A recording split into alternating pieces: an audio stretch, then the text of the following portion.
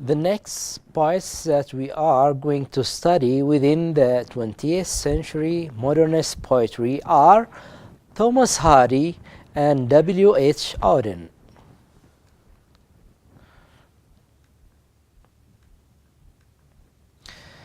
After completing this lesson, you should be able to recognize Hardy and Auden as modernist poets and analyze the thematic and stylistic features of the poems Are You Digging on My Grave and The Unknown Citizen.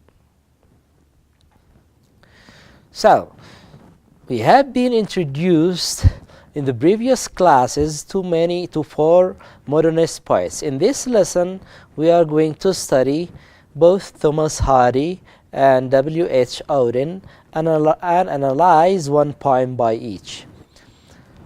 We'll begin with Thomas Hardy.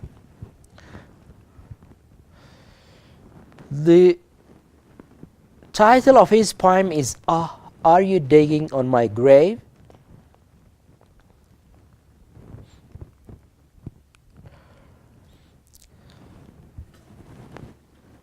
You have to know something about author's biography. Thomas Hardy was born on the 2nd of June 1840 in Higher Buckhampton, Dorset, England. His father was a self-employed mason. Hardy's mother taught him how to read before he was 4 years old and implanted an ever-growing love for literature. Thomas enjoyed Greek and Roman classics. He also read stories from the Romantic period.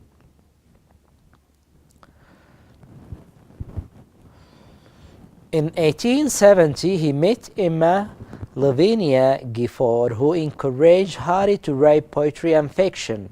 They got married on the 17th of September 1874. During the First World War, Hardy, who was in his 70s, visited military hospital and POW camps. POW means prisoners of war, of course. He died on the 11th of January 1928. Hardy was buried in the Poets' Corners in Westminster Abbey, while his heart was buried alongside his first wife Emma in Stansford, Dorchester, England. Before reading the poem, you have to warm up, and to warm up we have to answer these questions. Think of a dear person whom you lost long ago. Sure, every one of us has someone dear who has lost. How often do you still remember him or her? And imagine your family 1 year after your death. Can you imagine that?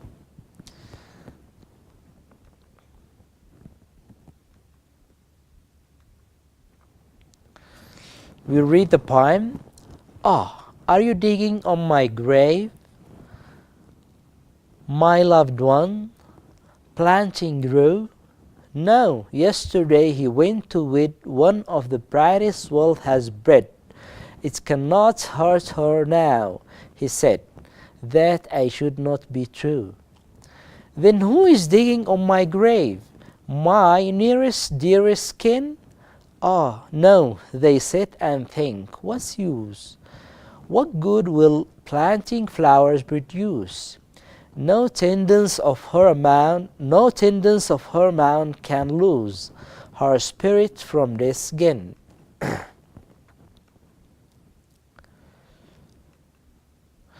But someone digs upon my grave, my enemy, broodingly sly.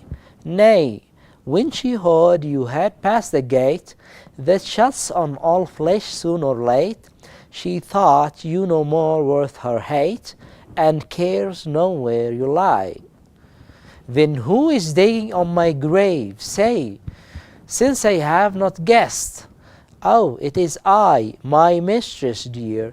your little dog who still lives near, and much I hope my movements here have not disturbed your rest.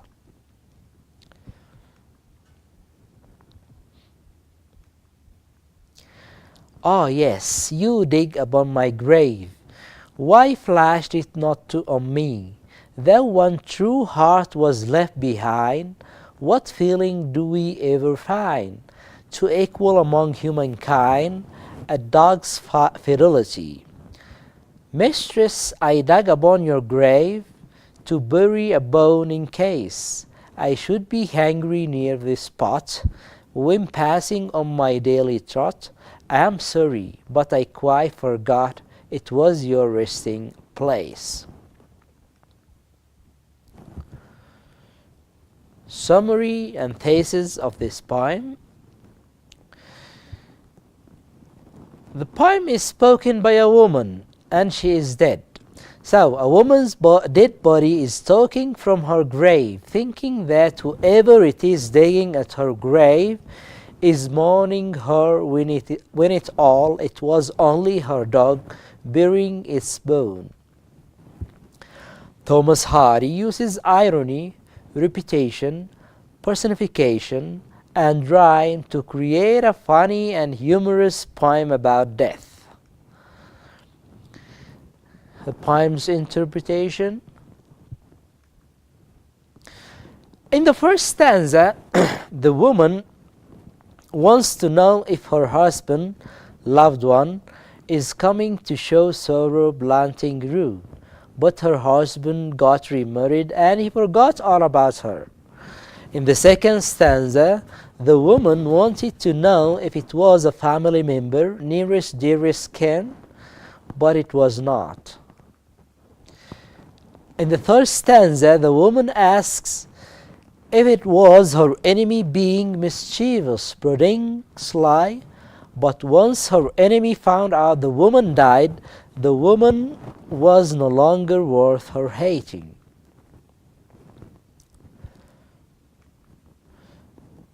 The fourth stanza, the woman asks once more and finds out it was her dog. Oh, it is I, who hopes that he didn't disturb her. The fifth stanza, she thinks that her dog was the only one who actually cared to visit her grave, that one true heart was left behind.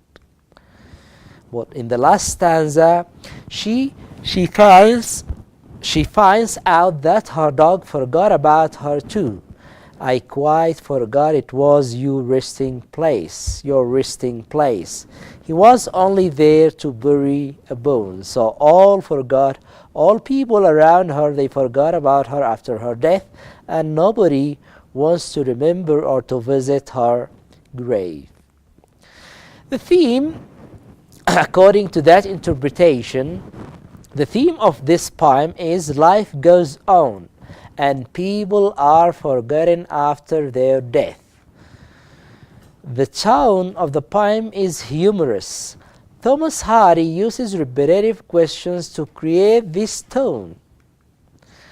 Some examples are, are you digging up my grave, my loved one? Then who is digging up my grave? And but someone digs upon my grave, my enemy, brooding, sly.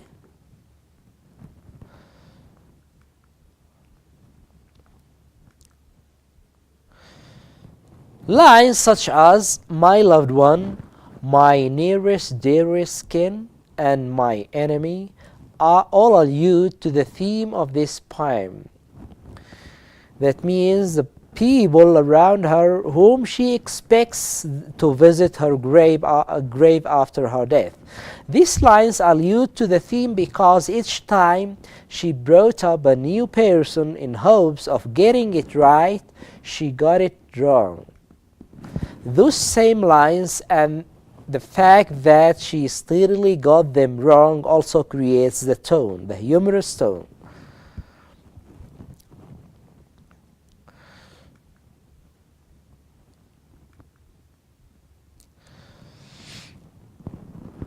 There are many figures of speech in this poem which I expect you to find and explain.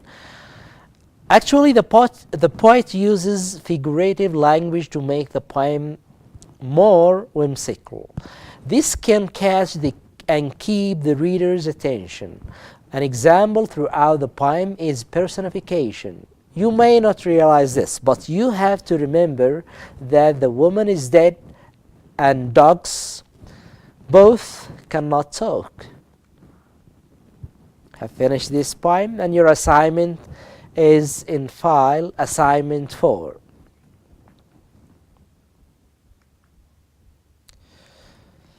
Moving on now to the next poem, The Unknown Citizen, written by W.H. Auden.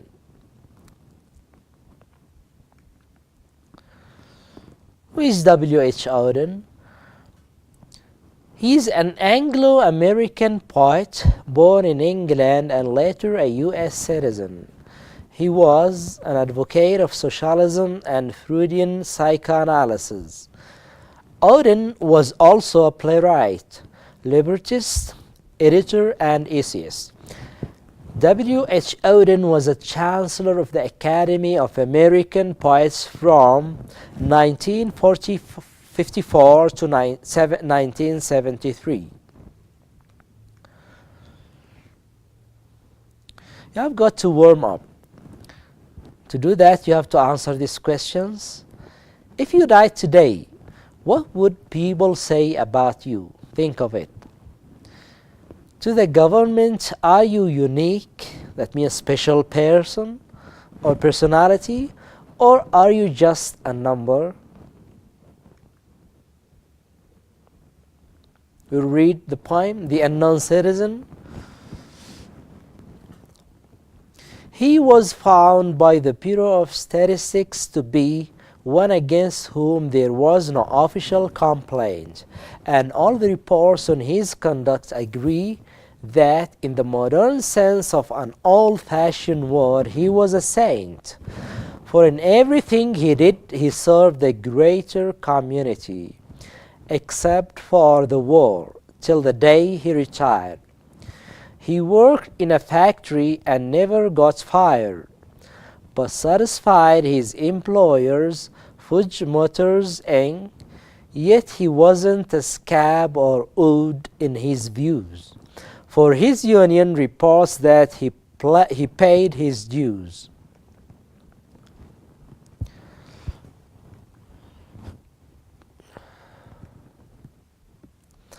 Our report on his union shows it was sound, and our social psychology workers found that he was popular with his mates and liked a drink. The press are convinced that he bought a paper every day, and that his reactions to advertisements were normal in every way. Policies taken out in his name prove that he was fully insured, and his health care shows he was once in hospital but left it cured. Both producers, research, and high-grade living declare he was fully sensible to the advantages of the installment plan and had everything necessary to the modern man.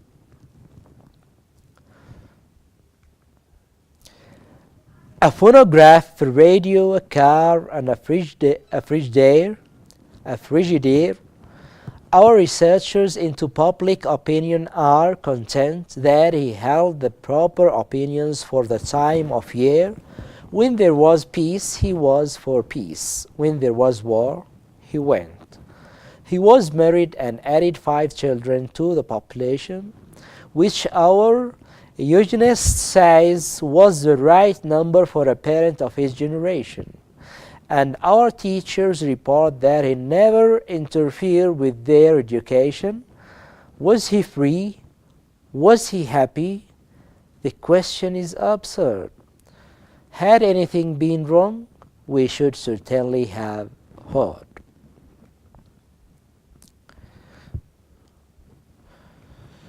Analysis of the poem. The poem is meant to be a government's report on a man who has passed away. Actually, there is no emotion in this report, telling us of only the basic facts of the man's life. This is supposed to show us how the government only views the citizens as a number and not a unique individual.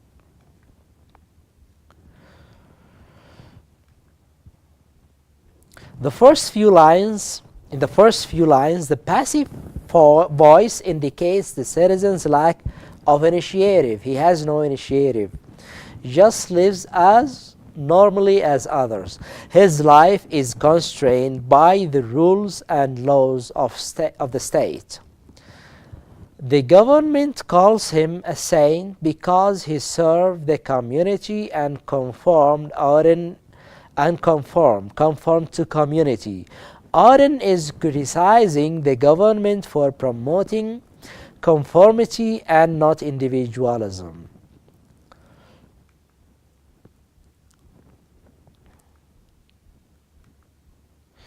He is just a normal working man, and the government only cares that he never got fired, not the quality of his work. Auden makes a parody of Ford Motors by calling it Fudge Motors. He is criticizing large business. He is implying that gods have been replaced by big businesses, that money has become more important than modern society.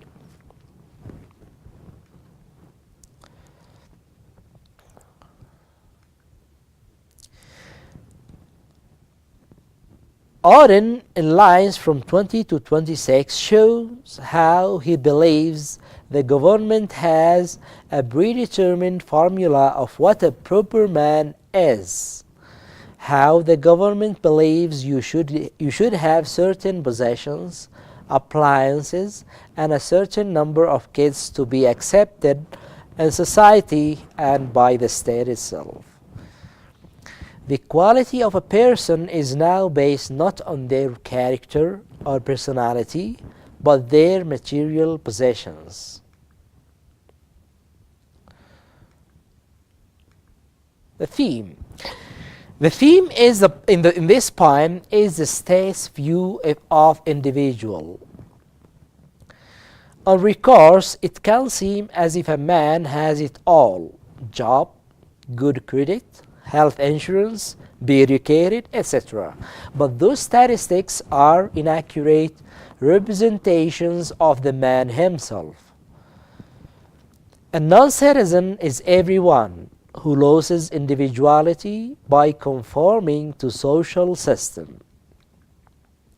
So the message is, don't let society determine your identity, and do not conform to it.